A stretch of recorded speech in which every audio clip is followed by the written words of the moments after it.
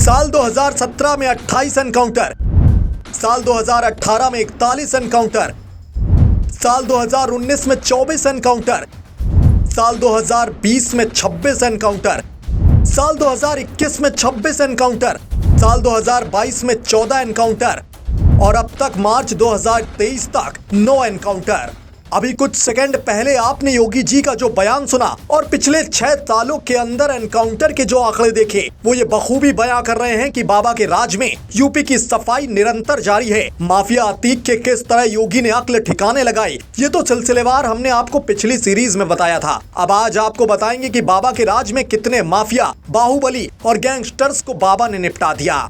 UP के शहरों शहरों, गली गली में लगातार ताबड़तोड़ गिरफ्तारी हो रही, बुलडोजर गरज रहा और जरूरत पड़ने पर एनकाउंटर भी हो रहा। यूपी सरकार की ओर से हाल ही में जारी रिपोर्ट कहती है कि अकेले साल 2022 में 62 माफिया की 2600 करोड़ की संपत्ति या तो जब्त कर ली गई या तो ध्वस्त कर दी गई और 14 वांछित अपराधियों का एनकाउंटर कर दिया गया। साल 2017 से मार्च 2023 के आंकड़ों पर अगर गौर करें तो अब तक 1073 एनकाउंटर किए गए। इसमें पहले नंबर पर मेरठ है और दूसरे नंबर पर आगरा पुलिस है। वहीं गैंगस्टर अधिनियम एक्ट के तहत यूपी पुलिस ने साल 2017 से अब तक अलग अलग क्रिमिनल्स की 90 अरब 22 करोड़ 33 लाख की चल और अचल संपत्ति को जब्त या ध्वस्त करने का काम भी किया।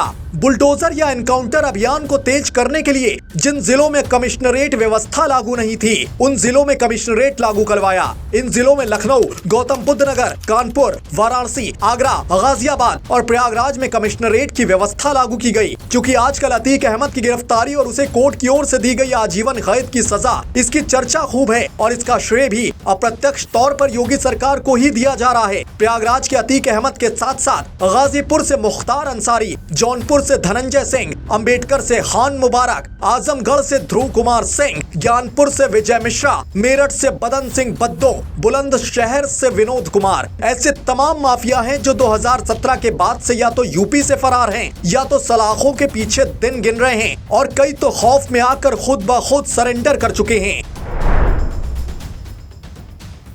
वैसे तो यूपी में कई संगीन वारदातों का आरोपी माफिया मुख्तार अंसारी 2005 से सजा याफ्ता है, लेकिन 2017 के पहले ऐसे दावे लगातार किए जाते रहे कि वो सत्ताधीशों की शह के बलबूते यूपी में आपराधिक वारदातों को अंजाम देता रहता था। लेकिन योगी के सत्ता संभालते ही मुख्तार पर गाज गिर गई। दिसंबर 2022 में उसके अलग अलग ठिकानों पर छापेमारी करके उसकी करीब 10 करोड़ की कीमत की संपत्ति ध्वस्त कर दी गई। आपको मालूम हो कि गाजीपुर और वाराणसी में मुख्तार के खिलाफ गैंगस्टर एक्ट के तहत 60 अलग अलग मुकदमे दर्ज हैं।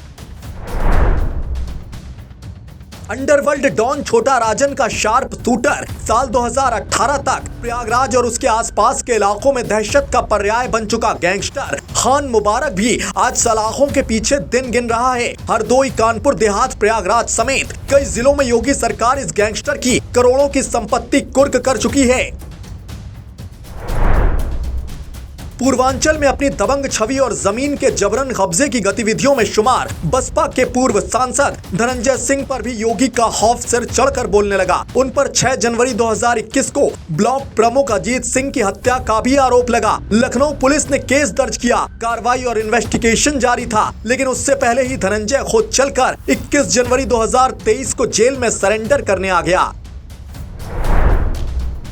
मेरठ के इस गैंगस्टर बदन सिंह बद्दो की चर्चा भी साल 2017 से पहले खूब थी। 2017 में कोर्ट ने बद्दो को एक वकील के मर्डर और तमाम आपराधिक वारदातों को अंजाम देने के आरोप में उम्र कैद की सजा सुनाई। हालांकि वो साल 2019 में पुलिस को चकमा देकर विदेश भाग गया, क्योंकि शायद वो भी इस तथ्य से वाकिफ हो चुका था कि यूपी में उसकी गुंडई का हिसाब योगी जी सूद समेत लेंगे। अब इस कुख्यात आरोपी पर यूपी सरकार ने 2.5 लाख का इनाम रखा है और जल्द बद्दो की गिरफ्तारी का भी दावा किया जा रहा है।